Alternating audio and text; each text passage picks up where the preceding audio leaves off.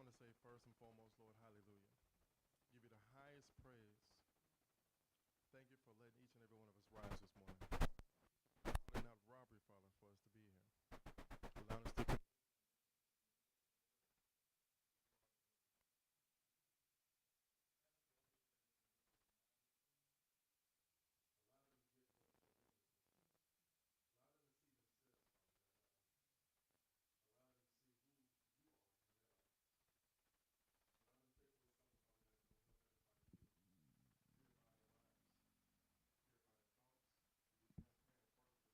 with others. Allow them, Father God, to take away something that's going to help someone else, Father, go forward. Be able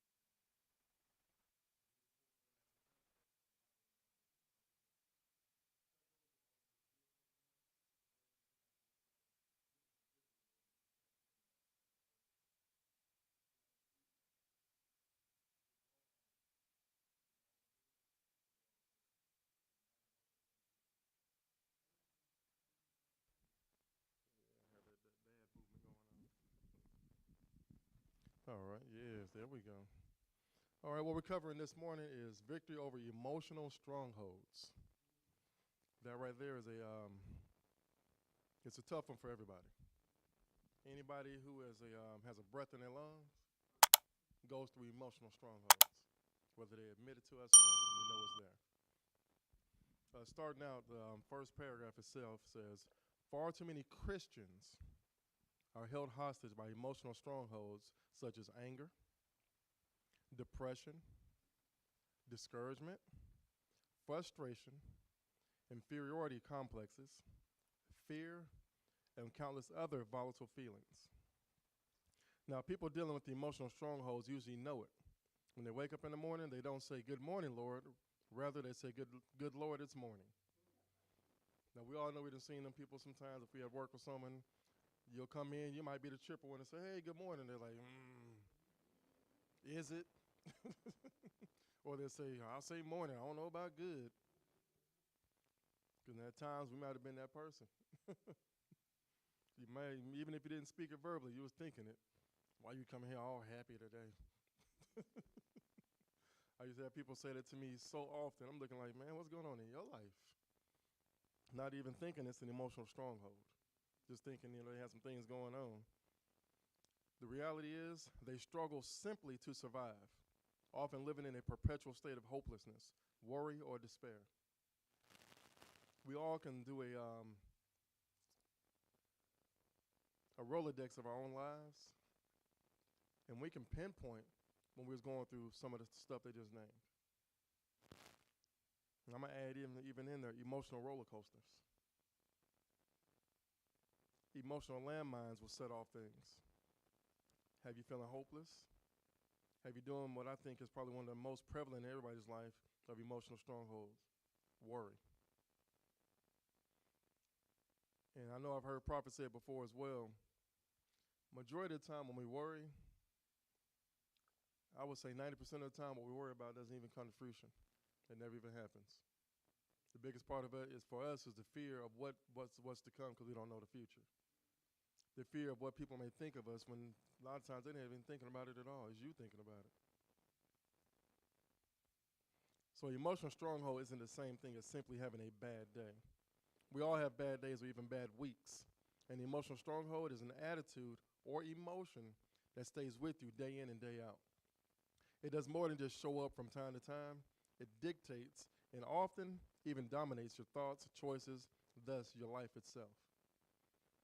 Those are those dark moments where what we'll call that Lola bar and also the woe is me area, where no matter what's going on, even if it's something bright that happened in your life, you don't look at it as being a good thing. You're waiting on the other shoe to drop. You're waiting on something bad to come from behind the good, even though there's nothing behind it. I've been there. The blessing in it all is God never ordained for you to wake up every day depressed, to always be paralyzed by fear. He didn't create you to carry anger around for 5, 15, or 50 years. I'm pretty sure we all have seen the elderly person, which is like they're always angry, grumpy, never had a good word to say. I know I used to grow up that way with them in my neighborhood. And I always wondering, man, what happened to they like to make them that way? You know, we'll an old term that we used to hear often, you know, who peed in their Cheerios? Yeah, I used to hear that so often growing up. And like, man, you know, why they like that? You know, something had to happen to make them just wake up and just be mean to people. But the blessing in it all is knowing now, in hindsight, it was the absence of God in their life. The absence of somebody being able to pour God into their life as well. And unfortunately for a lot, the absence of the ability to want it in their life. Because just like any addiction, to me sometimes being in that mood is an addiction. Some people get addicted to it because why? It gives them attention from others. Sad but true. And for those who are like that, even if you're doing a lot of good, they don't want to receive that. They don't want to get better because when they get better, guess what? The attention goes away. Yes, ma'am. I don't know if I read it or heard it, but I know sometimes I know I would feel down, Okay. and I just didn't feel, quite enough. And Mm. I read something one time, and it said that can be an idol. Oh, wow. It said that can be an idol because you're always, you know how some people just don't want to be happy. Like you were talking about old people and stuff like that. And maybe it is to get attention. And it's not the attention from God, it's the attention from other people. And I read that and I said, wow, I need to slow that thing down. Aspect, and myself, I never thought of it that way either. You know, we usually think of like tangible things as being idols, and not the spiritual things, because that is a spiritual thing. You know, emotions are spiritual, because you can't tangibly touch that emotion. Somebody can tell you one thing. We'll say, take myself. I can walk in with the biggest smile on my face. That doesn't mean everything's going good. And so it's not a tangible thing, or even one that you can tell by just looking at someone. And so with that in mind, yes, we definitely need to take that, take it captive and pull down that stronghold of that, wanting that bad, I'm going to call it bad attention because it's not good. And it is an addiction, unfortunately. And especially for those, depending on how they grew up.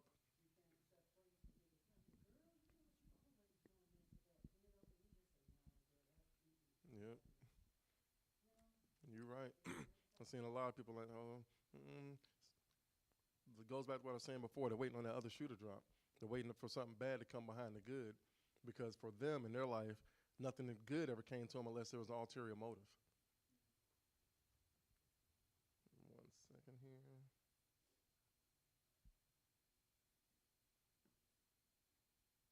All right. My wife had passed me on some good stuff to match in with this here.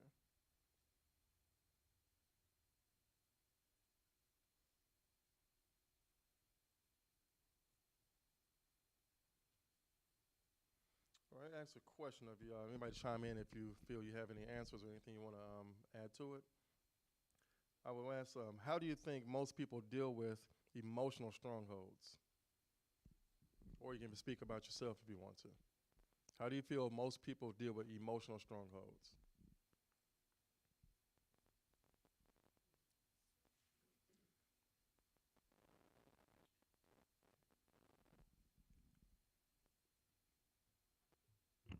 For me, when I was younger, I Step would just a cry. little closer to the mic, I'm sorry, because I know it's a little Okay. tall for you. All right, that's good. Yes, ma'am. All right. When I was younger, say about like 11th and 12th grade in high school, I would cry and moan and hoop and holler and want somebody to feel sorry for me. Over now that I'm grown and older, I know that it really wasn't that much. But I would worry and concern myself over different things based on my background and things I went through in the neighborhood. But as I grew older, I learned how to turn it over to God. I remember I was trying to move out of one place into another one, and I didn't want to spend the next month's rent money in that house. So I called my mama crying and hooping and hollering. She said, "Shut up and wait on God." Okay, now. So from then on, I would just do that. Think about that. Not that I always met the mark, but then when I did come to my senses, I would be like, "Okay, God, you got this. You've never let me down." So Good stuff right there. Um, Go ahead, Jay. Ms. Tanner? I would say for me,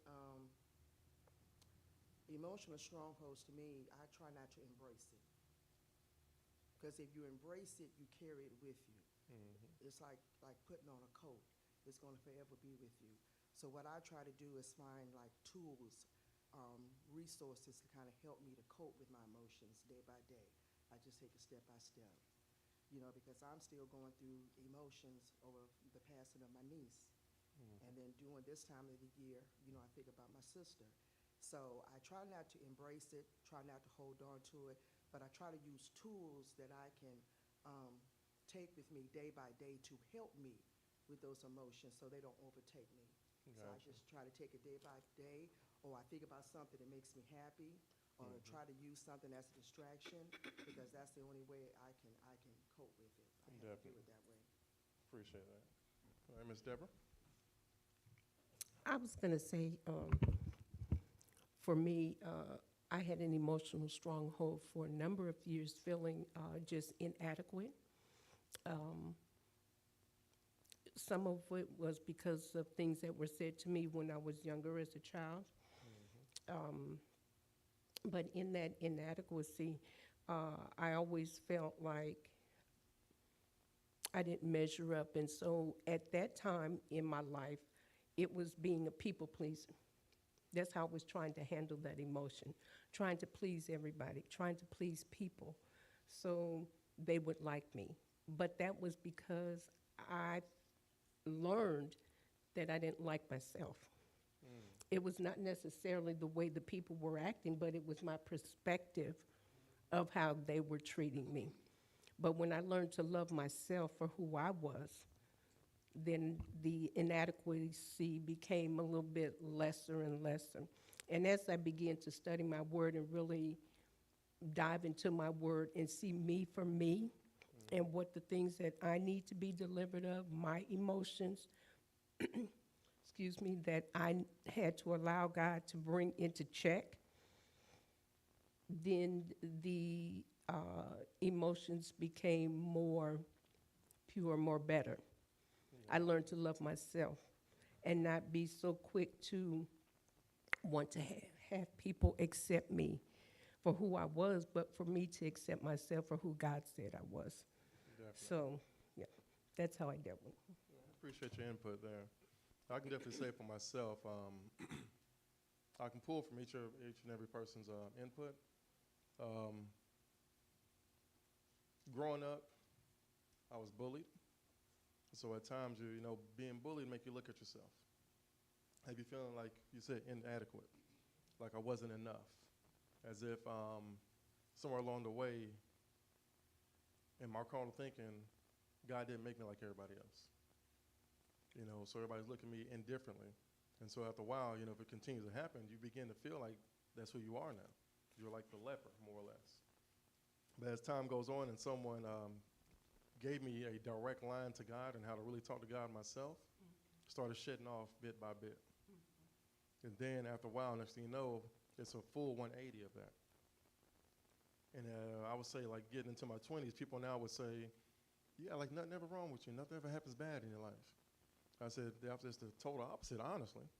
But what I learned is you can either face it head on and deal with it, or you can waddle in it and make it seem worse than what it is. I said, I'll choose the latter. I'll choose the previous because, one, the situation is going to be the situation, whether you put your hands on it or not. I choose to let God deal with it because if I touch it, I'm going to mess it up worse than what it started out as anyway. And growing up the way I grew up, I've been through so much. It's like, you know what, if you realize what I've been through, the way I look at things now, everything's positive for me. I have good days. I don't have any bad days at all. My days are either good or good. The reason why I say that is, yes, I have rough days. I have some days that just, you probably want to throw the whole day away. But guess what? Somebody else doesn't have that day at all. Somebody who is living as a vegetable. So every day I wake up, I'm already starting off better than that. So who am I to complain? I realized, with the group of friends that I have, a couple of weeks ago we had a tailgate for the Classic that came, Fort Valley, Albany State. Now I graduated Columbus High School. And what we did, we grouped together with Carver High School. And in doing so, we said, we always talking, I've been out of school almost 30 years. And so during that time, a lot has happened for everyone. And we just tallied up how many people passed away. How many people, probably in prison. Some of them went down the right road, ended up in the wrong road, back again, played the volleyball with life. And so we all looked like, man, we're doing all right. God has seen enough for us to be here right now to do what we're doing. And we're all doing good, that's all of us who are sitting there. At any moment, we could have chose to hold on to those emotional strongholds that threw curveballs within our life. Because we're going to get them, whether we want to or not. And the biggest part about it is, everybody has to understand is, and it's not because of sin. A lot of people think you go through things because of sin. It's not. It's called life. Right. Life throws things at you. Whether you're just or unjust, it's going to throw it. How you react to it, how you fight your battles, is the difference. Because guess what? He didn't say it's going to be easy. He didn't say that you're going to live the best life ever because you came and gave your life to him. But what he did say is going to be worth it at the end. Because I know so many people, Christians especially, think one day I'm going to be this millionaire because God has me. The millionaire status is in the love that you have from people like you all. We're a family right here. If I never see $1 million in my life, I'm good.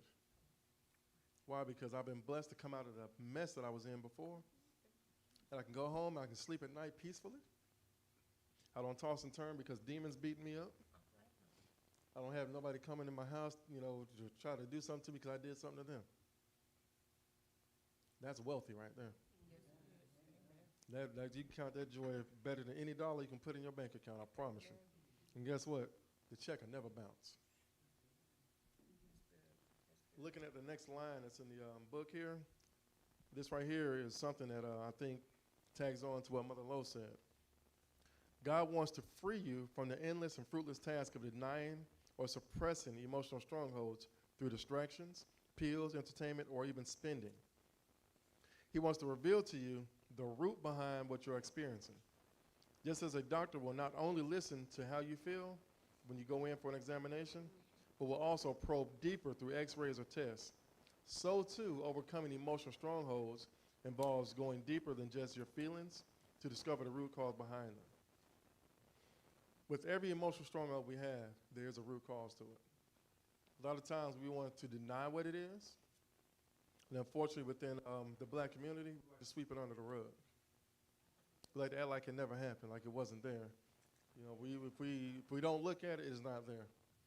We don't talk about it, it's not there. Wrong. I took the liberty to ask some of the younger guys before that I know self-medicate. And I asked them, I'm like, okay, question. I said, I'm not trying to judge or anything. I just want to know, your thought process. That's because I knew mine when I was doing it. And they're like, well, it takes away, the pain and everything. I said, not being funny, I said, but does it really? The reality, does it really take away the pain? And they was like, no. I said, I know, because once you sober up, is the problem still there? They're like, yeah. I said, it probably feels worse now, don't it? 9 times out of 10, it does. Because now you done lost time where you could have tried to work on it, but you was high and out your mind. Or either drunk and out your mind, or both. Because a lot of them do the combination of the two now. That creates another emotional stronghold, dependency. So now you got the original issue, plus an add-on.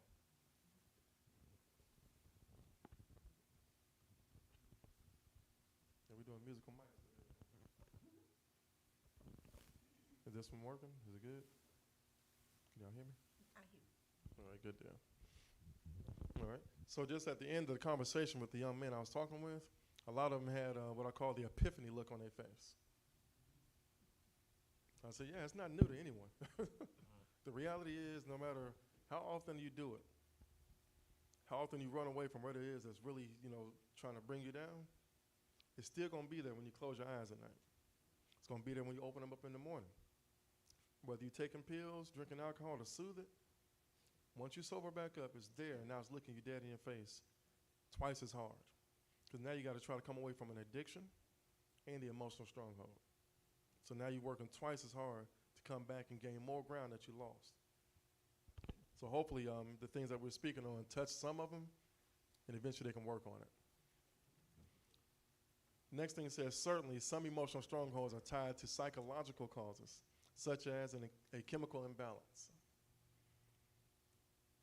When I hear that, I think of some of the people we may see just around town who we know used to be great looking people, who we know used to be probably some serious athletes. But now you see them walking down the street looking as if they have no home, but they have one. Looking as if their mind just took over everything in them and went far left. I'm pretty sure if any of those who ever travel up and down Buena Vista Road, at the top end there's a man who's always dancing. People look at him as if he's crazy. But he has a house. He has family. But he has a chemical imbalance. So every day at the same time, he'll get his Walkman. He has an old school Walkman. He puts it on his ears. He goes up there with a jacket, even in 100-degree weather. And he dances right there by the church. And I look and I talk, I'll be like, man, at what time did it take place? At what time could somebody have said, you know what, we need to get him some help? But yet somebody along the way probably laughed at him.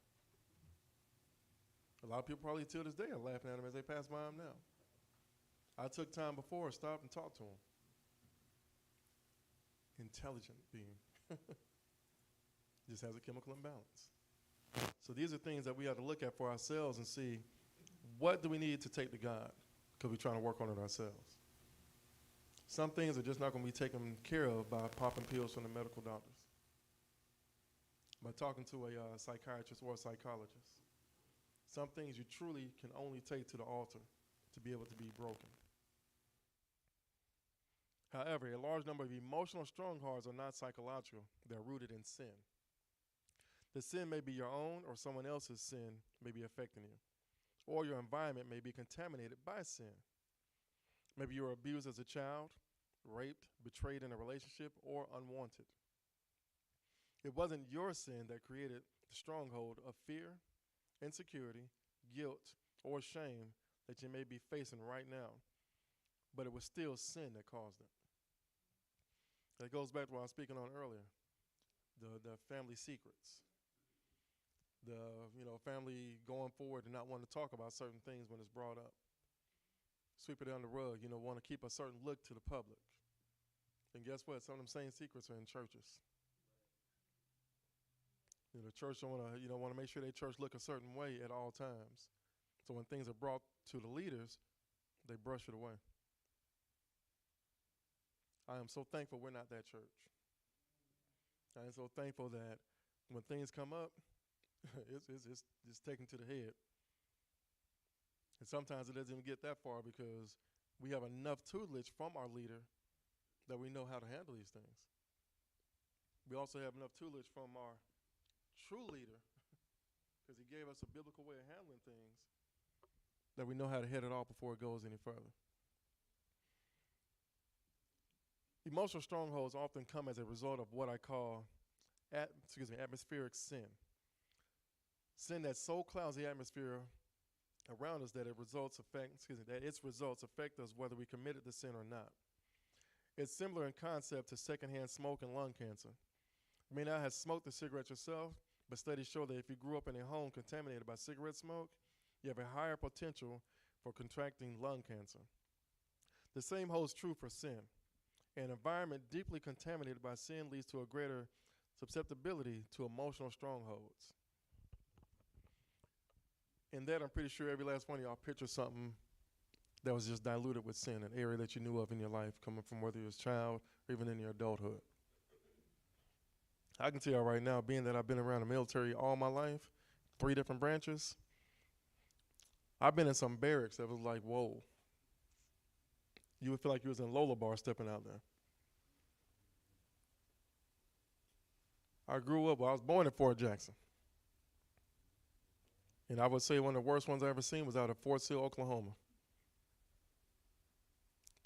Talking to some of the soldiers out there, you'd be looking like, man, do you even believe in God? As crazy as it may seem. You know, we're in the good old US of A, that's, one nation under God. But you go to some of these bases and you'd be looking like, whoa. Oh, yeah. You want to talk one of the biggest strongholds ever? Oh, yeah, that is self-medication heaven. Whether it's from the doctors giving it to them or they medicating themselves with the drugs and stuff. Seen it. Those strongholds right there are ones I tell you can only be broken by God. You have to take those things to God because looking around the people that's next to them, a lot of them are not wanting God. So if you're trying to get advice from people next to you, go ahead and step to the mic whenever you're ready. It's not good. That's why we say choose wise counsel when you need advice. Go ahead, JR. You got your help right there. Appreciate it, champ. Good morning. Good morning, sir. I was tapped into that part when it spoke about the secondhand smoke and coming up in a home where my father smoked. He smoked. Military life. That's how it kind of goes. That's kind of how they deal with their stress and stuff. So, I think about a week ago, or maybe a few days ago, I had posted a clip of a guy who was basically stating, as parents, sometimes you don't understand your children will be side effects of your decisions and things that we've done, right? I think and that was just like a snip, and then like maybe 4 or 5 days before that, I posted similar wording to the same thing. We know as parents, we have to be mindful of what we're doing, how we conduct ourselves, because sometimes, even though our children they might be adults, but they're still, children to you, they're still your child.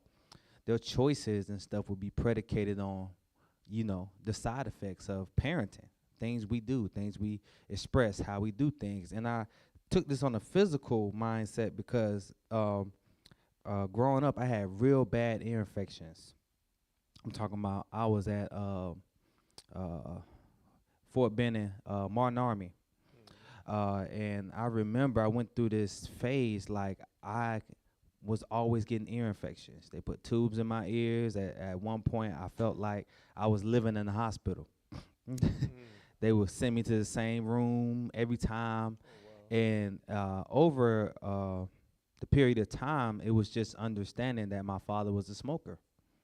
And that was causing a lot of my ailments when it came to my ear infections. I already had sensitive ears, but if you have secondhand smoke and that in the house, it makes it worse. So I say that to say this is that my father had to ultimately make a decision. And of course, I'm here. But we think about my mindset thinks about now is like those are the things we have to be mindful of.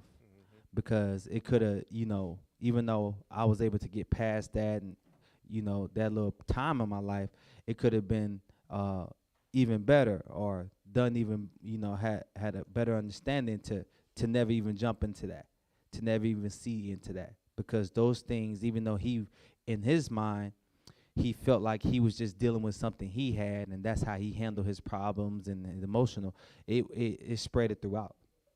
And I think as believers, that's what we have to be mindful of when we are holding the standard, when it comes to sin, when it comes to the things that separates us from God, is that it does have an effect, not just to deal with us, but to deal with the people that we care around us. So that's what, I really tapped into that secondhand, because that was really a thing that I went through as a young man and was one of the main things that I didn't want to bring my children up into. And like you said, military, I fell under the pressure too. I was a bad smoker for cigarettes, smoking Cadillacs. I don't know how I got there, but I got there.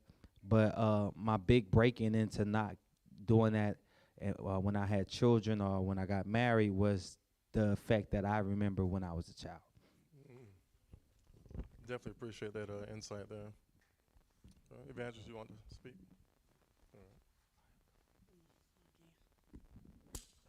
Good morning, family. Good morning. Um, you know, when I read this part about emotional stronghold, it just really took me back.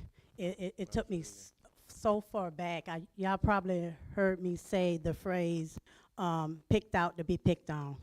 And I think that with me as a young child early, I was always different. And I knew I was different. I think I created um, a different world for myself because once you being picked out to be picked on, I had to come to the conclusion that I was the light of the family. And around that light, I was sitting in darkness, you know. So therefore, I looked at things different. I looked at things like, and I seen things that another child probably wouldn't see that I didn't know that was gift at that time. But the only way that I did get delivered, and it's a strong, when I say stronghold, it's a stronghold from childhood all the way up to adulthood until you give your life to Christ. That was the only way that I was healed and made whole. Because of the simple fact of, you know, being molested, have family members that do the opposite of doing right. I was the child that if my parents and my auntie, if everyone go and you know how they leave the kids at home, it might be a older kid seeing about you, but if anything go wrong, I was the kid that they say, ask Sharon, she'll tell the truth. Yeah, you know, and I was that kid, you know, that it was so much bad that happened to me, and I was like, how can a good person have all these bad things happen? But then I had to come into the knowledge of knowing hurt people, you know, and how did I come by that? Even though that I was sweet and good, but I was dangerous in a way that hurt people do hurt people. And I can just think back, even in school, I was quiet. I didn't say anything. I was fearful, but when you pick on me and then I catch you alone, you really know who I am because you don't have your crowd around you. You see what? But 100%. yeah, so they were really fearful as well. And then I had to realize they were hurt. And that's why, you know, some people who's a buddy, you don't know their background, you don't know what's behind closed doors. Because nobody didn't know what's behind closed doors and what my life was about. But you know, one thing I realized, abusive kids who've been hurt, they can recognize each other. Because I just remember this kid that had a black eye and a broken arm. And I knew what he was going through, you know. And not necessarily your mom or your dad, but it can be extended family that's hurt. But that's why it's so very important to surrender it all. Because for then molestation, I would have never gotten healed if I wasn't here. You know, they had a topic, a series on who been molested. You know, and I remember when I think Prophet had asked my husband, have he ever, been molested? He said no, but I know my wife have, because every movie you look at on TV, I breaks down. I used to break down. So, when he said, can you share your story? I said, I can't share my story because I never told my mom yet. But they had a panel. I was so emotional. But I'm so grateful to be here because it talks about life struggles. Yes, ma'am. Our stronghold, and I just thank God that our man and woman of God walk according to what God's plan is, to shepherd his people the way that God wants us to be shepherd, and that's being healed and made whole, and find peace in life. Like you said, money can't buy it. Not at all. You can no amount of money that you can pay or the price of peace. Yeah, and I'm just grateful, and I just want to tap on this. The only way pills ain't gonna do, been there, done that.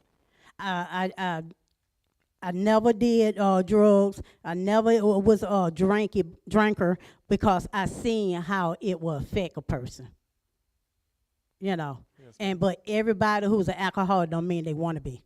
nope. That's reality. Everybody who on pills don't mean they want to be on drugs. They continue to run. Yep. Don't know where to get help from. Everybody in the psych ward, they not crazy. Nope. Nobody Not ain't by never far. explained it to them. You know, if they seen spirits or if they have gifts, nobody explained those gifts to them. So they continue to run.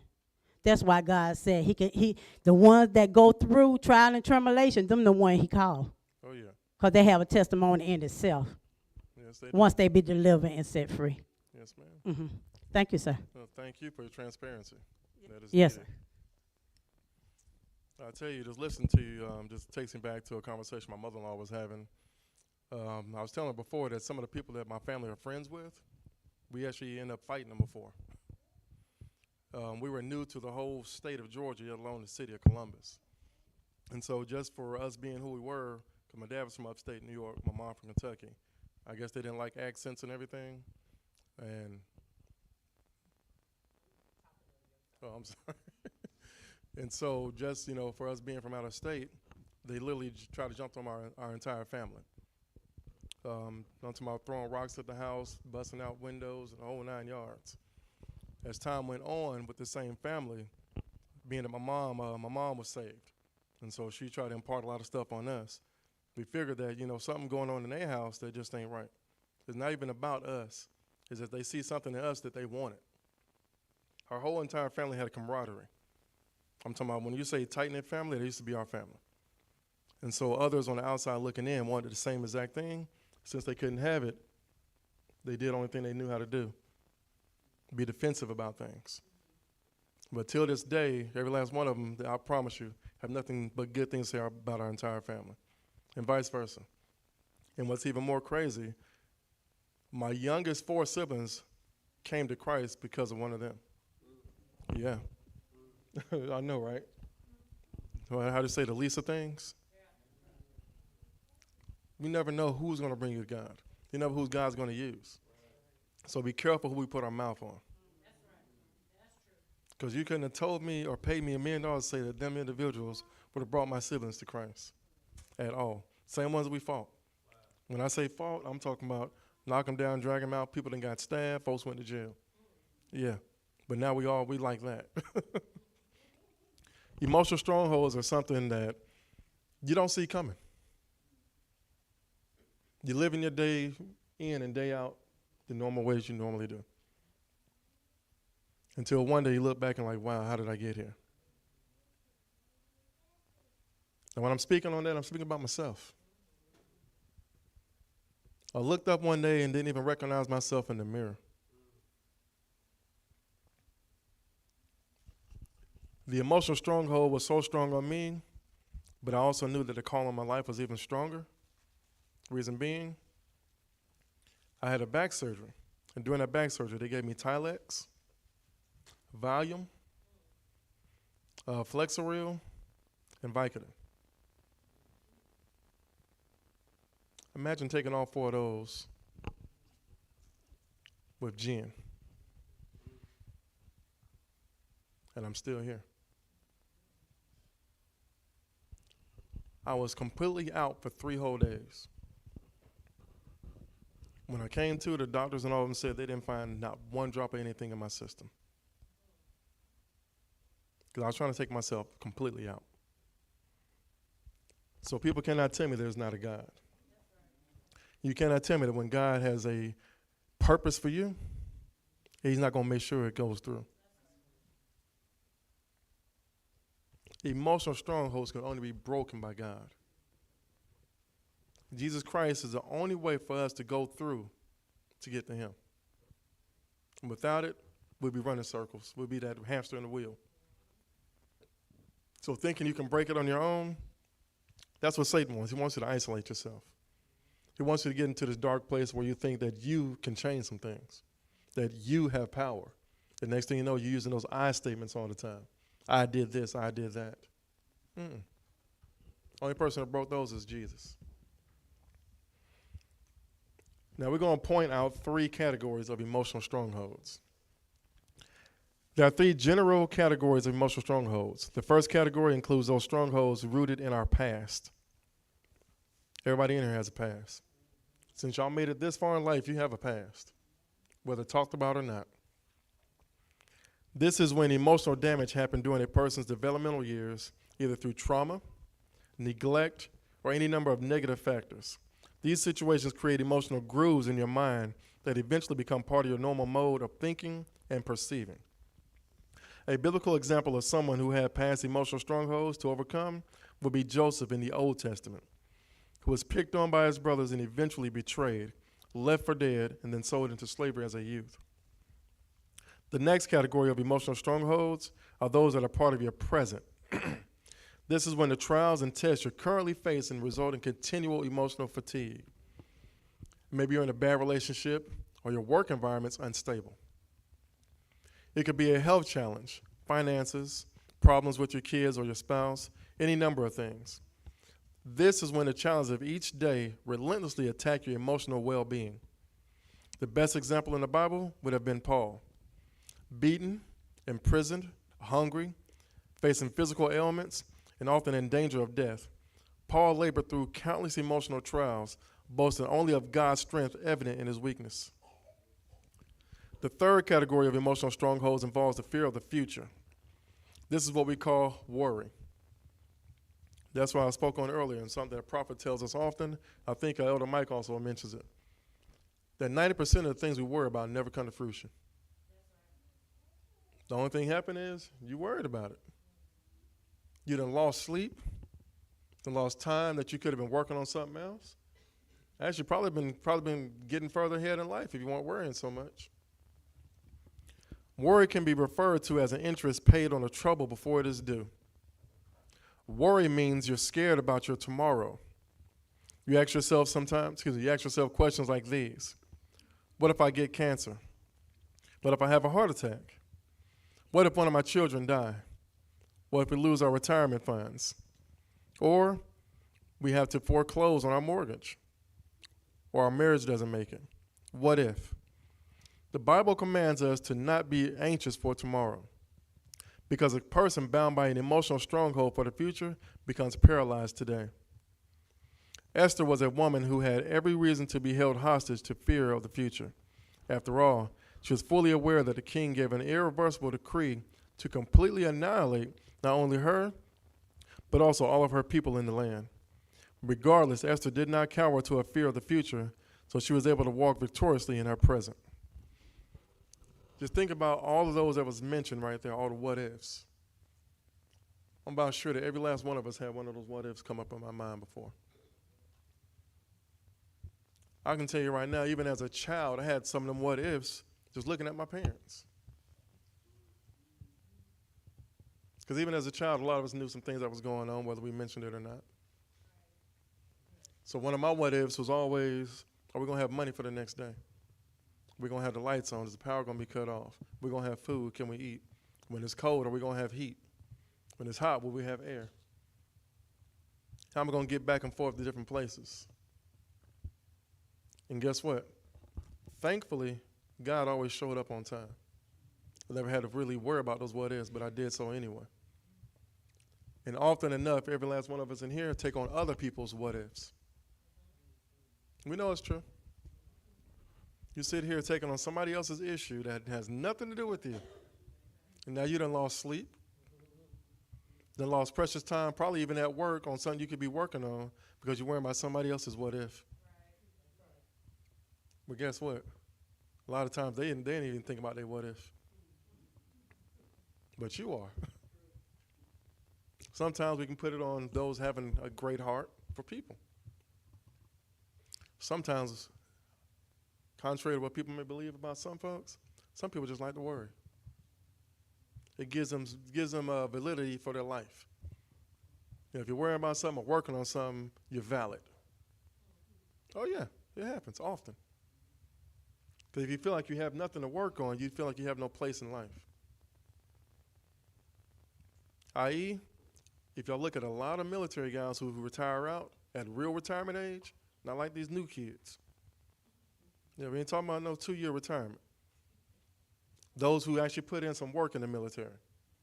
When they get out, if they stop, they feel like they're going to pass away. So they continue working. You always see them busying themselves with something. And a lot of times, it's only be something that belongs to them. Y'all know it's the truth. My dad is one of them. Because he said it himself, because unfortunately, my uncle passed away after he stopped doing a lot of stuff. He said, if I stop now, I don't know where I'll be. So we don't bother him. We let him do what he do. And I'm pretty sure some of us have friends or associates who are close to somebody in the military that you've seen when they stopped doing what they normally do, they started looking older. They started looking a little more feeble than they used to. All right, because that worry gave them life. Now, we as Christians know that true worry is not good. That's not of God. God didn't want us to be worrying like that. So we learn to take it to him and let him handle that. You know, we take on serenity, change the things that we can, and have the wisdom to know the difference between what we can and cannot touch. Now, right here it says God's viewpoint. You want to speak? Come on up here, Uncle Elder.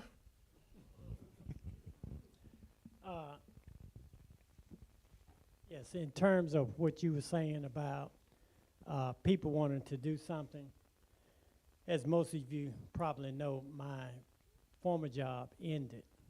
And then a lot of people asked me if I was going to retire. And my question was, for what? I mean, I am not going to go home and sit and stress out and die. I'm just not going to do that. Amen. So just as soon as somebody would hire me, I went. Amen. I hear that. And I go every day. So I believe that we have to keep ourselves busy. And many times, even in the church, people will say, well, I've gotten older, so I need to sit back and relax and retire and let the other folks do stuff. But you're still valuable. Oh, yeah. You still have things to offer.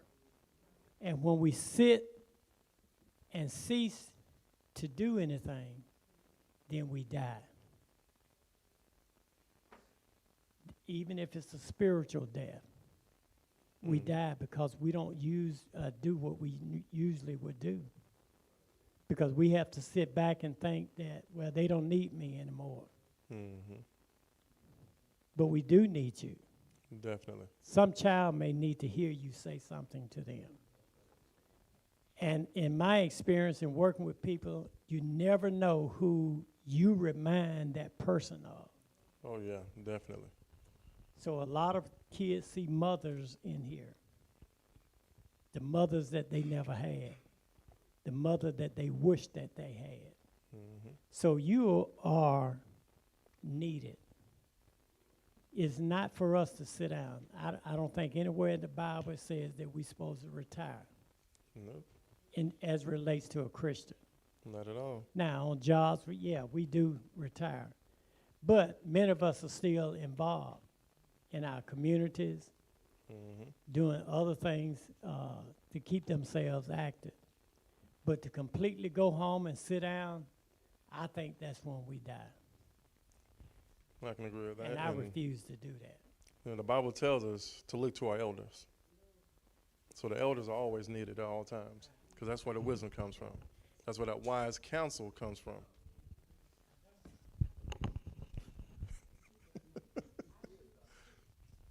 I thought Free had something to say. I thought she was talking to Mike or something. Oh, definitely. Oh, we need him. Well,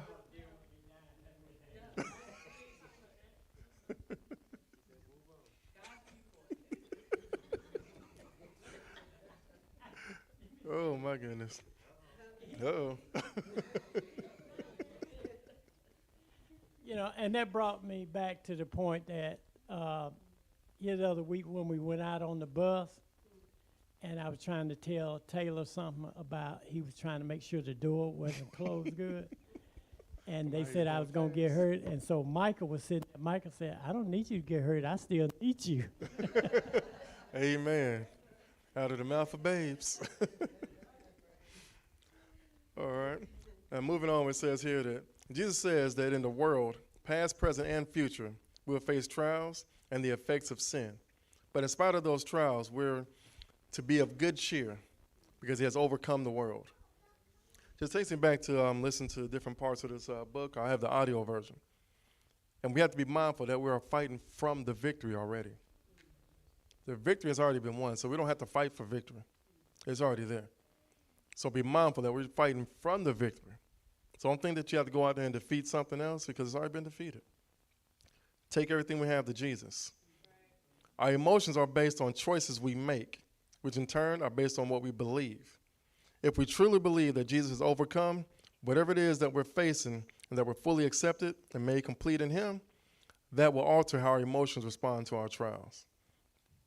That just goes back when I was telling you earlier, people think now in my later life, I don't have no trials and tribulations going on just because I refuse to let it overtake my life. I choose not to dwell on certain things because, one, I realize what I can and cannot do in certain situations, what belongs to me and what belongs to God. So I refuse, just even in a carnal sense, if I know certain things belong to free, I let her have it. I'm not going to sit up here like I'm going to be able to sing the paint off the walls when I know I can't. I'm going to sit right over there and do what I do right now. You already know it. Yep. Hey, I have a place. And singing up here in front of everybody is not it. But in all things, we just have to understand that once we really take it to God, he's going to show us what we're supposed to handle within it. What we need to go ahead and push to the side and give to him. Same thing in life and dealing with people. Once you are truly connected, he's going to give you that discernment. You're going to discern who to give certain things to, because certain things from God is not meant for everybody. Sometimes we run and like this, just let our tongue just tell everything. And guess what? Small minds cannot take deep thoughts. I promise you, they can't. They can destroy them for you. They can run and make things probably look like theirs when it wasn't. There's a lot of things out there that good people have given to the wrong people, and it lost its value. In the Bible, it also tells you, do not let your good be ill spoken of. So you have to be careful what you do in front of certain people. Because granted, yeah, we are Christians, yeah, we can walk loud and proud, but he also has decency and order, and we need to follow that. And with that, that's also going to help us take some of these strongholds, especially the emotional ones, and put them in their proper place. Now, it doesn't mean that you will be of good cheer all day, every day. This goes back when I was saying, I only have 2 days, good and gooder. Reason being, I just do not dwell on the bad ones.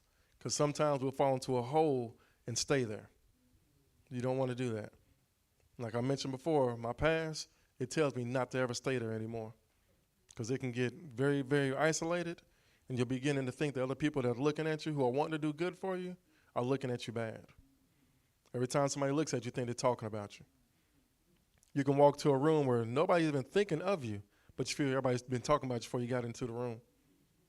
That's on you, not them. Now, it does mean that it will be a normative mode in which you function. Now, the cure of any emotional stronghold is not to deny that it exists, which some of us often do. Just as you can't cure cancer by pretending that you don't have it.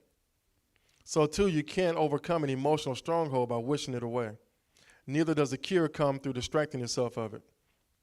Distractions can provide temporary relief at best, but they offer no long-term solution. In fact, oftentimes distractions can eventually develop in our own strongholds, such as eating, spending, drinking, sex, and entertainment, leaving you with more to overcome than when you first began. Goes back to what I was saying before. Self-medicating adds on another issue. First, you had your emotional stronghold. Now you have an addiction. That on top of the other is compound. You can also can't overcome an emotional stronghold by obeying it. If you feel like cutting, cussing, or simply shutting down, doing any of these things will not bring about an end to the stronghold. It will just pacify you until the next time the emotion asks you to repeat the behavior. And I will tell you now, most times when you repeat it, it's worse than it was the first time. You get deeper. Prime example, those who started smoking weed. You started smoking weed, and you know what? It wasn't good enough, so now you started drinking with smoking weed. Now that's not doing it. Next thing you know, you're popping pills. Next thing you know, you're doing coke straight. Next thing you know, you're trying to get yours from the Colombians because it has no cut in it. You're looking for the next higher high because what did it before is not satisfying you. And guess what? At the end of the day, you still have the same emotional issue. But now you have an addiction to overcome. The key to overcoming emotional stronghold is, as in the case we talked about already, to understand and address their root. This is because emotions have no intellect with which to reason. They are dumb. They don't think. Emotions simply react off of borrowed thoughts. Therefore, whatever or whoever controls your thought life controls your emotions. First thing that comes to mind when I hear that is anger. When somebody traps you in anger, they control you. I used to hear that when I was younger. I never understood it until I got older and actually got trapped by anger. Seeing people lash out and other people looking back laughing at them. They're controlling them. They're doing exactly what they want them to do. A lot of times it's on the workplace. Now you're showing the mode that you told people that you don't do. And they set you up to do it because they knew they can control you through anger. Let me just do this right here. This is going to set them off. In relationships, people say that. They know those, what we call our triggers, or how we say we know how to push the buttons. Oh, yeah, you say certain words or do certain things around certain people, y'all making know it's going to set them off. And now you're trying to fight something away that too late. Once it's out there, you can't take it back. Everybody sees it. Now, as it says here, the key to overcoming emotional stronghold is, as in case we talked about already, to understand the root. That's one of the biggest things with us is a lot of times we want to suppress the root. We want to not really talk about it in whole. We'll do it in part, but not in whole. Then we'll talk about a little bit of it today. Then probably 3 months down the road, talk about a little bit more of it then. Instead of going ahead and cutting the root completely out. Go ahead. Yes, ma'am, you good. I wanted to address that as a believer, it's our responsibility to lay it at the altar. Because I know with my strongholds, I used to lay it at the altar and drag it back off the altar. Yeah, give it to God. If it wasn't working fast enough or I didn't get my answer or my deliverance, I pull it back. But that's be the trick of the enemy. I had to see it through God's eyes, through his spirit, and listen to the direction of the path that God wanted me to take to receive this healing. It's work at its best, If you don't put work in on your deliverance and prove to God that you totally trust him, we know we can trust our Father, but we have to let our Father know that he can trust us. So I had to prove that, and I feel that of turning the stronghold around, I had to put my whole trust into the Heavenly Father. I trust you. I lean not to my own understanding. I trust you, Lord. And then, the more you speak it, the more you walk in it. Oh, yeah. And, the more you walk in it. And so as doing so, that, it'll come up. Tests and trial will come up, but that's what it is, a test and a trial. You can be totally delivered, and you're delivered, but the enemy going to come and say, are you really delivered? He going to set the atmosphere. So God going to kind of sit back and say, do you trust me that you are delivered? So it's so good for emotion, and that's what holds believer back. Oh, yeah. Emotional stronghold. That's life. It's life for the unbeliever not knowing and still walking in darkness and don't know that they can be delivered if they only accept Christ. And as we cross over, it's still a work. Oh, yeah. You know, because everything that you didn't do when you was not believing in Christ, now you had to prove yourself, and it still work. You can't just think that you're going to pop in a Christian life without work. Well, not at all. You have to be Yeah. mindful of Yeah. every seed we planted, whether good or bad, has to grow. It have to grow. Somebody have to reap it. So even though you'd changed over, them seeds you already planted. All them bad seeds we planted when we was in our worldly days, oh, they got to pop up somewhere. And unfortunately for most of us, it popped up in our kids. And by saying that, they're going to pop up somewhere. When they pop up, you should recognize it, because that's what Exactly. you know. Exactly. You should be able to handle and be delivered and set free, but you recognize that was you. Yep, that's why I said earlier, One that day. discernment. Correct. Discernment. Discernment. Yeah, absolutely. Now, Thank I'm you, going to sir. ask a rhetorical question, but if anybody wants to respond, they can. I want you to trace back to the root of your emotional stronghold. In doing so, think to yourself, what did you find was the cause? You can go ahead, Free. I was just gonna say, like earlier when you said Free looked like you had something to say, and I sat back down for a minute. But I was gonna say one of the things that helped me with, or helps me with emotional strongholds, was understanding and getting to the root of it all.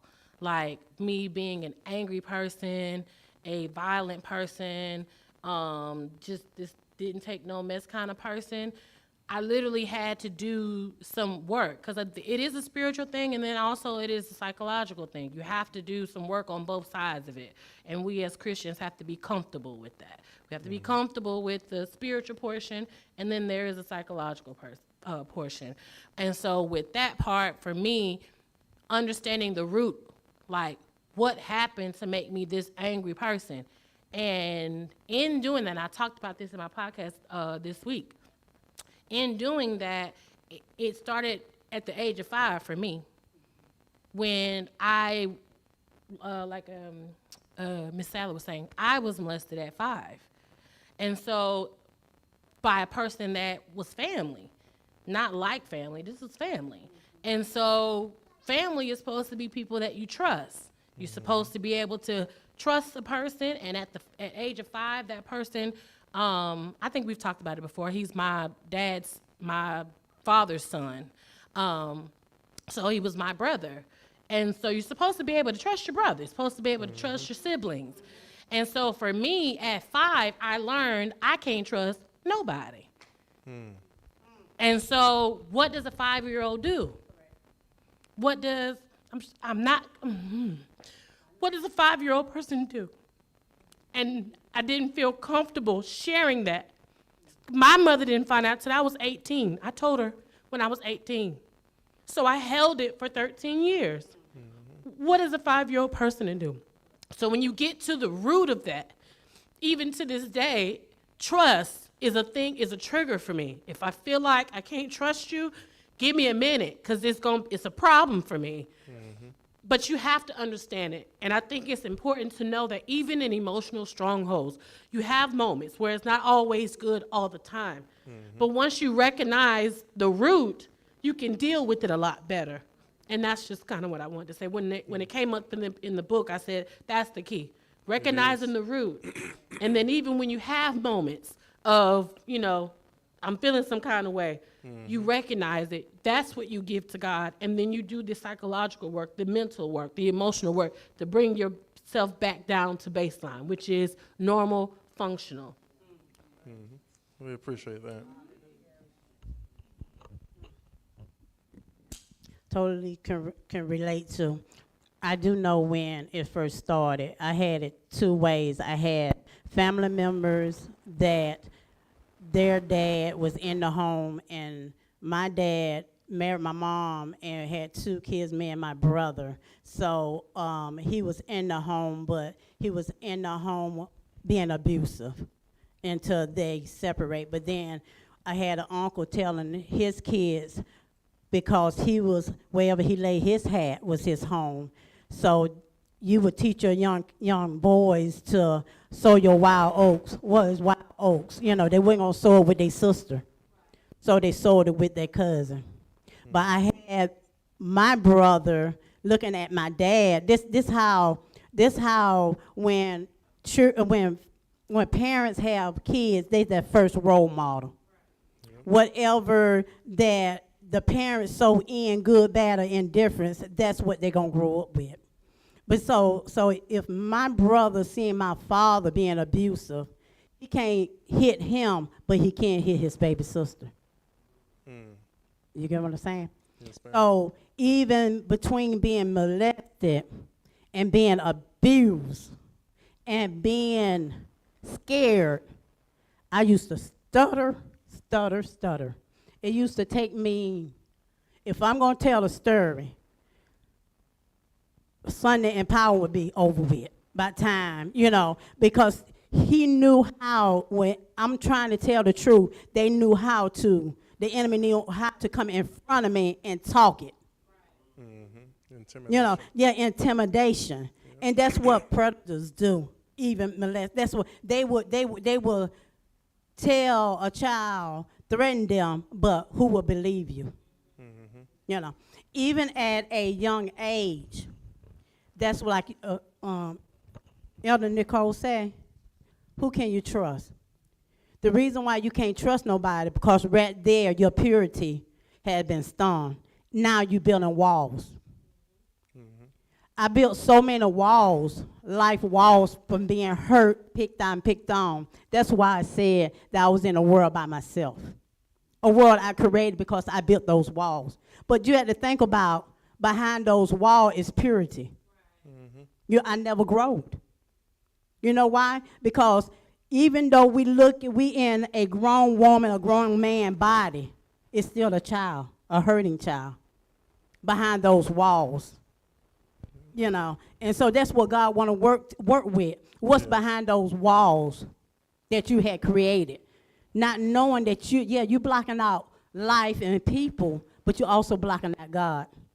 And he wanna, happens often. yeah. And that's where I first realized, and that's when, through the word, I started getting delivered. I can't see no other way where deliverance can take place but through his word. Oh, yeah, Of definitely. knowing Christ and being in a relationship with him.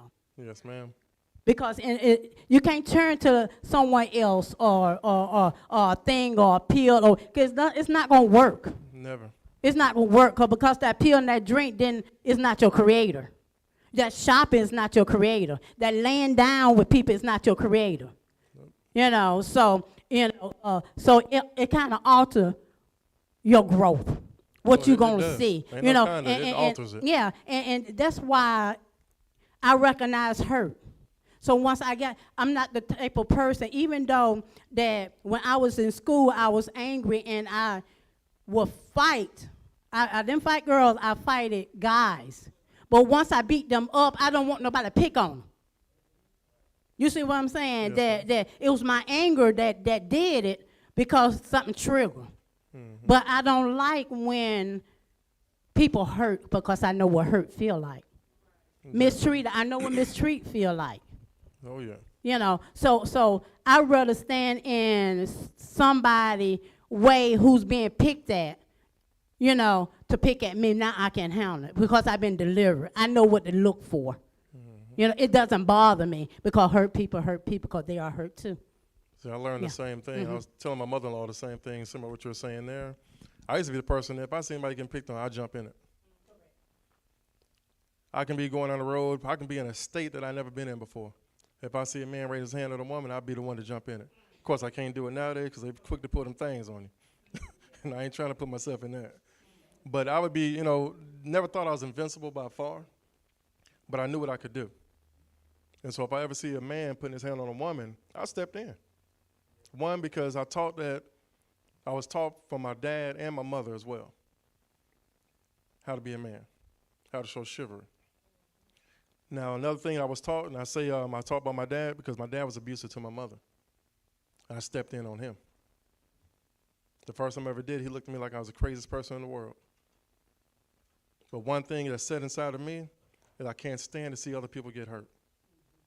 I cannot stand to see, especially a man who knows he overpowers this woman, do something to her.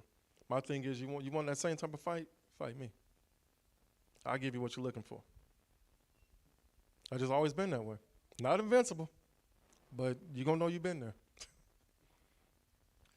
Inside those men who do that, there's strongholds.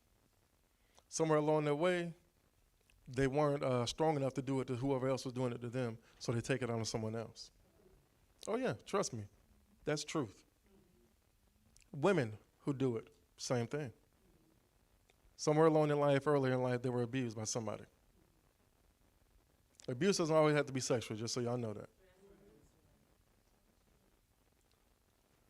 I think I shared with y'all before is, my dad was, I couldn't remember a day he didn't have a drink up until 2005. I've been thrown across living rooms, kitchens, you name it, I've seen it. I tell you, people used to be funny about it. I've seen the living room in HD, just flying through it. Everything like it was coming in 3D motion. That taught me that I never want to do that to my kids. I never want to do that to other individuals because I know what it felt like. I know what being broken feels like. I never talk to people crazy. I never talk about people because you never know what they're going through at home. I was telling the young lady the other day with work, I tell her, when you're at work, you set the tone for how people treat you. Every job I've ever been at, I set the tone. I said, even like the fast food jobs where you see a lot of people they'll jank, they'll talk. No, I set the tone where I don't do that with you. I said, I'm going to tell you the why. I know y'all like to have fun at work. I said, because at one point, somebody's going to take it serious. And in the blink of an eye, the seriousness is in them, and you think it's playful still. Embarrassment will make people do some things. Seen it. Take friends who like to slap box. We're going to take guys. They slap box and do what they normally do probably every single day. But you get a group of girls coming to the picture. One of them feel like he got hit a little too hard. Now, he didn't got real, and you still playing. But you don't know he didn't got real. Then when he hits you with that next one, it's like almost a knockout blow. Now you embarrassed. Those emotions right there live with you as a child. And you know you never want to feel that again. So in doing so, you set up a defensive mechanism. Men and women do it alike. That is an emotional stronghold. That's when you're not closing your fist, you have your hand wide open. And to most men, being slapped with an open hand, that's beyond disrespectful. No, we have a different word that we use for it.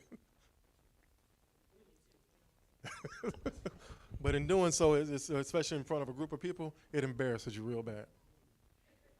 And with that becomes a lot of emotions, and it gives you an emotional stronghold. Because one, men feel belittled when it happens. You feel like you don't have that bravado in front of people anymore. And you feel like people think they can do whatever to you. That's why I say you teach people how to treat you. When I went to prison, first thing I told a lot of people, one, I don't play around. Especially not in here. Even if I know you from the street, and we used to do that, we ain't slap boxing in here, bro. That ain't gonna happen. Because the minute that we play around and somebody think that you overtook me or something, they're gonna think they can do it too. The buck stops right there. In y'all jobs, as you know, you might have little playful jobs or whatever. Don't let them say little jokes to you that's sly. That opens up a gate to them thinking they can say it all the time. The next thing you know, they say one thing that might be a friend of yours, say something that's personal, and they make a joke out of it. And in your head, you looking like, you know what? I got you later. We done been there. We all know we done been there. That Christian part of us done ran out. That emotional stronghold and came back in place. All you see is red now. Because even if the people around you don't know nothing about it, you know that you told that person in secret. And it stings. That's why it tells you right here. The root to your emotional strongholds, you have to cut the root out. If you have a house and you have a big tree in your front yard, do you know the root of that tree can break your foundation? Same thing in your emotional strongholds. The root to that emotional stronghold can break your foundation with God. We as Christians, especially us in the black community, do not like to talk about things that hurt us. We have to get away from that. The root is what's going to help us overcome it and be able to, by our own testimony, help somebody else break a yoke. Or we'll all be living with that same root, pass it on generation to generation to generation. The root is the biggest thing. Why? Because Satan wants to influence us by those roots. Once he knows that you're not going to face it, he's going to put something else on top of it. Put something else on top of it. Until you are so far rooted into what he has on you, you don't even see God, don't even hear God. Right here it says, if Satan is influencing your thought life, you'll feel what he wants you to feel. If God is dominating your thought life, you will feel what God has designed you to feel. For as he thinks within himself, so he is. The Bible tells us, so a man thinketh, so he is. And out of the heart flows what? The issues of life. You can tell a lot about a person if you just sit back and never interact with them. Just watch how they do. Watch how they speak when they don't think anyone's watching. That is the real them. I tell people, I used to do a lot of hiring at work. And every time I do a hiring, I get the representative. I get the person that they want me to see. Give them about 2 or 3 weeks, then layers start shedding off. Then the real them pops up. And you be looking like, whoa, let me go look at this resume again. Because this is not the person I hired. Guess what? That is us at times too. We shout on Sundays. We hallelujah on some Mondays. And by Tuesday, that last layer done shed off. You're fighting and cussing at work. You're indulging in them little not so healthy jokes. You're laughing at them. And guess what? Just the laughing portion makes people think, oh, you know what? He ain't no real Christian. Not laughing at that joke. That is an emotional stronghold. You know how? It's your defense mechanism against people. You want to feel like you fit in. But we are peculiar people. We can't fit in. We were not made to fit in. Once we get to the root of that emotional stronghold, once you cut it away, you have to leave it right where it is. Let it shrivel up and die away. If not, you will pass it on to your next lineage in some shape, form, or fashion. Trust me. I've seen some stuff pop up in mine. I'm like, Lord have mercy. I'm looking at myself. Say you go to buy a car and the salesman tells you the dealership can't offer you a loan even though you have an excellent credit. Most likely, you'll leave the car lot with your emotions running low. However, let's say the dealership called you on your way home and said they made a mistake. You do qualify for the loan. In fact, you qualify for a loan with 0% interest. Now your emotions are high again. Emotions merely respond to our thoughts. Therefore, we overcome emotional strongholds through our thoughts. The thought process is something so detrimental to everyone, especially us as children. If y'all do not know it, by the age of 5, a child's characteristics starts to sit in. They start to get a full understanding of right and wrong because why? They've been testing your boundaries. They try to figure out what you're saying yes to, what you're saying no to. And during those moments where you don't think they're listening, they're inhaling, 1, your actions. 2, your words. 3, the way you interact with other people. A lot of times you don't understand that you're on the phone talking and they're listening. You're in the car having a conversation with somebody else, they're listening. And if you have it on speaker, they can hear both sides. They're picking up your interactions and thinking, okay, since you're having this interaction with this person, I can go have an interaction with my people the same way. And it's okay because you do it. You're who I follow. without even knowing, unconsciously, we done set emotional landmines and emotional strongholds in our children. And we have to strip those things away. And it's not easy. Because a lot of times, I promise you, if you haven't done it yet, now you look back and like, whoa, I'm looking at myself. You see yourself in your child, and it scares you to death. Oh, yeah. Believe me, I've been that person. I'm looking like, how do I strip this away? You said it right there. That's who helped. Now, when you believe, what you believe determines how you respond, which ultimately determines how God responds. For example, with only a few seconds left in the game, a basketball player rushes to the basket to make a shot, but gets knocked to the ground by the opponent. As he's laying on the ground, a referee, a man in stripes, blows his whistle, altering the current experience of the game by relocating the basketball player who got knocked down to the ground to the free throw line for an unhindered opportunity to score. Now, however, if that same basketball player didn't like getting knocked down and he decided to respond by getting back up and knocking down the opponent who fouled him, that would change what the referee would do. The referee would no longer put him on the free throw line. In fact, the referee might even throw him out of the game altogether for unsportsmanlike conduct. A lot of times, that is us responding to these emotional strongholds. And the crazy part about that is, we're responding to ourselves and other people. We forget who we are in Christ. And we think that we can change something. That moment that you had and it told you, don't you say that out your mouth? That was God trying to bring it under subjection. That moment when you first started walking away, but then you turn back around. For those who have road rage,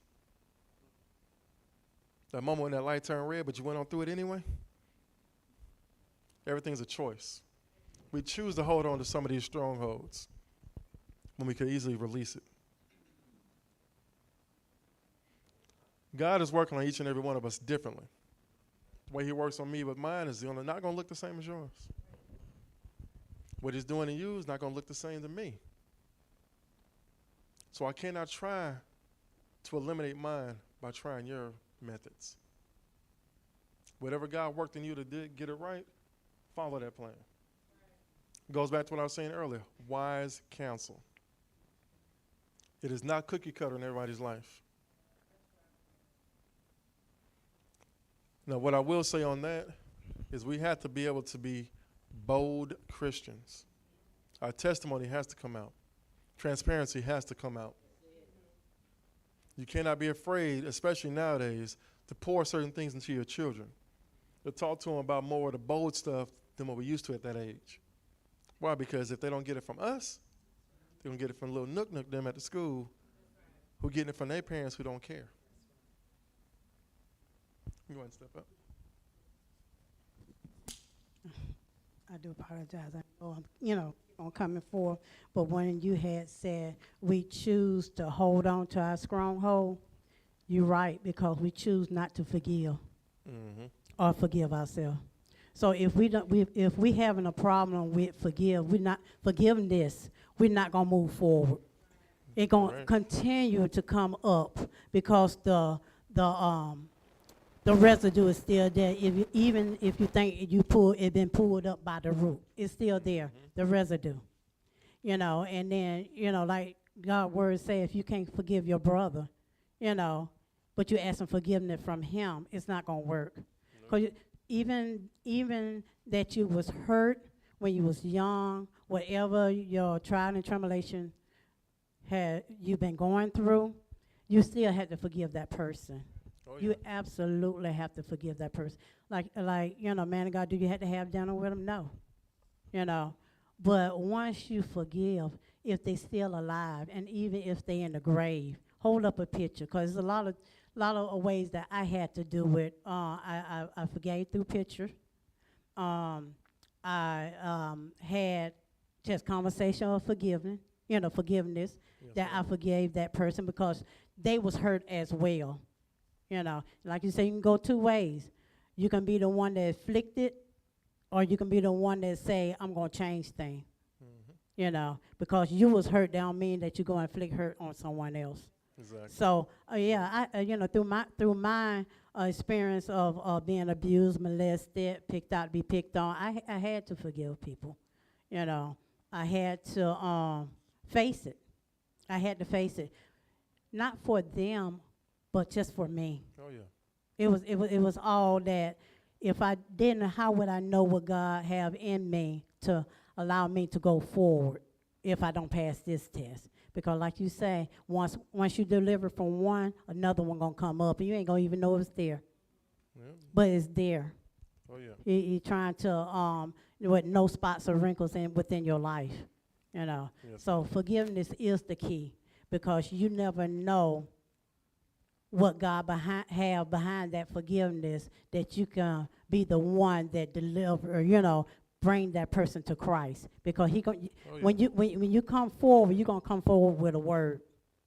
Yes, No matter what the enemy might say out of their mouth about, I don't remember how this happened, this and this and that, because there's something they had to go through to get to, and that's Jesus Christ himself. Yes, ma'am. Mhm. Thank you. Yes, ma'am. Let's hear a good word. Good morning. This down a little bit. The visual that I had for emotional stronghold is when things happen to us over a lifetime. Like this book, this is how I saw it, and I do this with my chapters. I just kind of put little bookmarks or bend a page down, and that's kind of how our emotional strongholds get developed. No matter how many times I flip this book, it'll stop right where I've got a bookmark or where I've got a bent page at. It stops there. And sometimes that's the stronghold. The stronghold is that something's been placed at that place. And every time the book gets flipped, no matter what, it stops there. And so what we have to do is we have to remove the bookmark. Although the storyline is still there, although the printing is still on the page at that place, the stopping at that point was what we're trying to overcome, is that every time something, because when you're triggered, that's a bookmark. That's a place where we stop. And even if it's a short stop, it's still a stop. And so this pulling down of strongholds is to literally take the bookmark off and just say, I'm just going to let it keep flipping, and it's not going to stop me. Yes, ma'am. That's good. Yeah. Thank you. Tell you, the insight on everything that everyone has spoken is just it's surreal. I just pray that each and every one of us can actually pull something from each person's testimony and transparency. At the end of the day, the ultimate thing is we have to give it to God. We cannot, by any means, try to do it on our own. Because in doing so, if you don't mess yourself up, you mess somebody else up who may be looking at you. We don't want to be that stumbling block. Now, just reading in a little deeper here on this book, it says, how you respond is often a reflection of what you believe. I've noticed in my own life as people I've been in contact with, is they may say one thing to you on their belief, but their actions show something different. We have to make sure we're grounded and rooted in what we believe and truly believe in it. Why? Because we're always being watched. And for most of us, when we have kids, our kids watch us when we don't even think about it. Kids are watching us mainly to make sure that you are who you say you are. And for myself, I can speak, being that kids grew up in two different households, you have to be even more prevalent then. Why? Because emotional strongholds consider them in a fashion that we cannot even help strip it away. God is the only answer to it. And the crazy part is, we help build it. Right here it says, like the basketball player on the free throw line believed that the referee was going to handle the situation, so he simply got back up and continued in the game. But if you didn't believe that God has your best interests at heart and that he won't do anything about the wrongs that happen to you or the emotional struggles you're facing, you will try to take things into your own hands. This places God in a different position. He now has to respond to you in a different way based on what you have done. We don't want God to deal with us like that. We want to be on the good side of these things. Because when we put our hands on something he's already working on, that is a bad place to be in. It says, friend, God saw what happened to you, and he sees what is happening to you now, and you fear about what may happen to you in the future. Oftentimes, we inhibit his response and deliverance in our lives by trying to take care of things our own way. This only compounds the problem as we add our sin to the atmospheric sin impacting us. In other words, God is saying through his word and his promises that he is the one with the stripes. He will handle it for us if we will only let him. So why don't we let him? Because we don't believe him when he says vengeance is his. He has overcome the world, and by his stripes, we are healed. I don't think any one of us are wearing the same stripes that Jesus is wearing. I don't think that any one of us could take that same walk on Calvary like he did. And I can about guarantee that some of us can't even take the words thrown at us before we snap. Yet alone his lashings. Now, these ain't no regular lashings he took now. They call it, I think they call it a cattail on the end. Had glass and metal shards in it. I'm going to take it even a step further. I'm pretty sure most of y'all seen the movie Glory. When Denzel was getting whipped, they ain't had no cattails in that. Some of us couldn't take that. But yet we try to take the place of God and handle situations. Who are we? I have yet to see any one of us have a heaven or hell to place somebody in. It says intimacy with Christ that offers a perspective on God in all of his fullness, goodness, and power is the key to overcoming emotional strongholds. When you know Christ is in a real, abiding way and live according to his truth, whatever is going wrong in your life no longer has the final say. It may have a say, it just won't have the say. Jeremiah lived life his way. Live life in this way.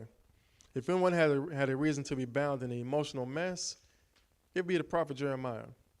His city was destroyed. His people were falling apart. His future looked bleak. Yet, this is what he said in spite of it all. This I recall to my mind, therefore I have hope.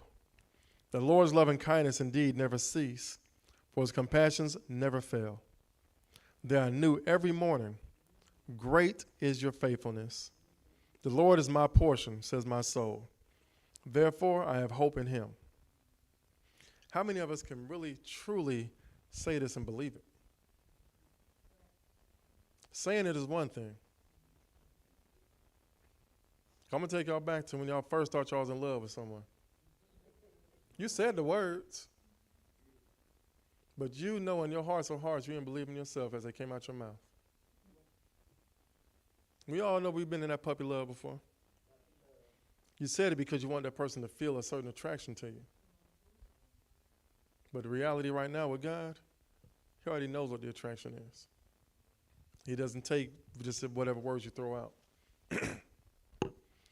Hope can take you a long way. Whenever I counsel people struggling with emotional strongholds, I always want to check their hope meter. Because when you have lost your hope, you have lost everything. Simply defined, hope is the belief what my tomorrow will be better than my today. David knew about the power of hope when life looked hopeless. He said, "My tears have been my food day and night." When your tears are your food, that means you are no longer eating. You have lost your appetite. You're checking out of life. Yet, when David reached his low point, he talked to himself. He encouraged himself. He spoke hope back into himself. These things I remember, and I pour out my soul within me. Hope in God, for I shall again praise him for the help of his presence. The Lord will command his loving kindness in the daytime, and his song will be with me in the night. Hope in God, for I shall yet praise him, the help of my countenance and my God. David said that even though he was in misery at the moment, he will remember that God has done for him in the past.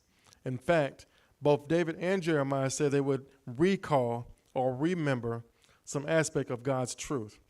In doing so, David trusted that God would command his loving kindness once again. He hadn't done it yet. Things still looked discouraging. But David knew that God would come through in his perfect timing. It was with that truth that caused David to change his emotional well-being from that of tears of hope, from that of tears to hope. It says, friend, God can turn a mess into a miracle if you put your hope in him. He promises, those who hope in me will not be disappointed. In fact, God is able to turn things around so completely and satisfy you so fully that he will do more than merely bring you out of your emotional bondage. He can even cause you to forget how deep it ever was. He did it for Joseph. He can do it for you.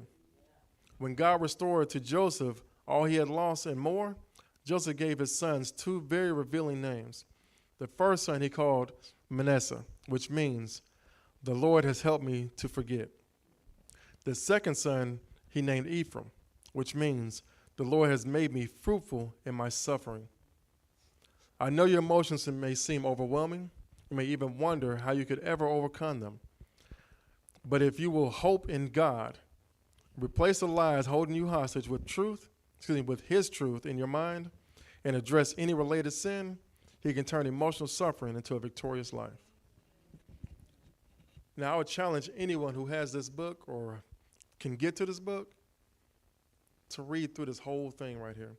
The putting on the armor of Christ, read each day. I promise you it will change your life. It will change the way you look at your own situation. Matter of fact, it even changes the way you look at somebody else's situation, because we learn by other people's testimony too. That helps break things on us that we didn't think were there. You know, because sometimes we think we're high and mighty. Think we don't go through things other people go through. Or we think that other people don't go through what we go through. We have to put our trust in God at all times, because he is the only reason we can get through it. All right. Do I have anybody that would care to try to summarize things for us? Anybody want to speak? Don't be scared now. Everybody raise a hand at once. All right, well, the biggest thing with the emotional strongholds is, one, getting to the root of it all. Realize the root and facing it through God. Not through yourself, not through your siblings, not through anybody else that you may know is good. And if you have any idea of trying to talk to someone, please, wise counsel. Because apparently we can't do it on our own, because we need to go talk to somebody. At the end of the day, take it to God through Jesus Christ, and that will be the only way we can redeem ourselves through that. All right. If I can, Elder Mike, can you close out in prayer, sir? Oh, you're going, all right, yeah. Come on, my beautiful bride.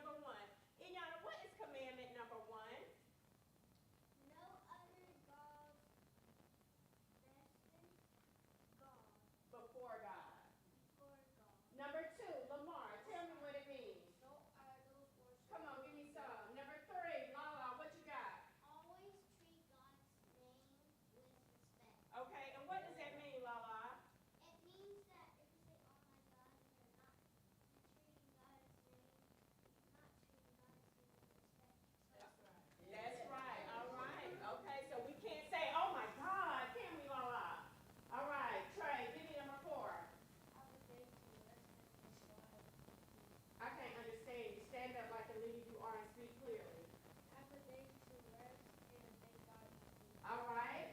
Number 5, Iana. Obey your parents. Do what now? Obey your parents. Do what, Iana? Obey your parents. All right. Number 6, Leo. Give me some, boy. Say it again, Leo. Don't hurt others with words or acts. All right. Now, all right. You promised me that you would do what? All right. Number 8, baby girl, what you got for me? Number 9, Trey, say it loud and proud because I know that you're going to do this. Always tell the truth. Always do what? Always tell the truth. Say it one more time for me, Trey. Always tell the truth. That's it, man of God. All right. Number 10, keep it going. What you say? Do not be jealous. All right. And we just cited the what? We just cited the what? Say it like you mean it. And there are our what? Rules. Good job. All right, get them ahead.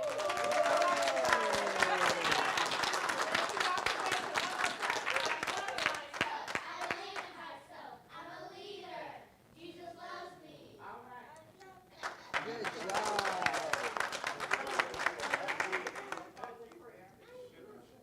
You want to pray too? Okay. Bow your heads and close your eyes. God, we thank you for this day, for learning in each class. We thank you for this whole group of the church that came. We thank you for all you do for us by learning with us all the way. In the name of Jesus, amen.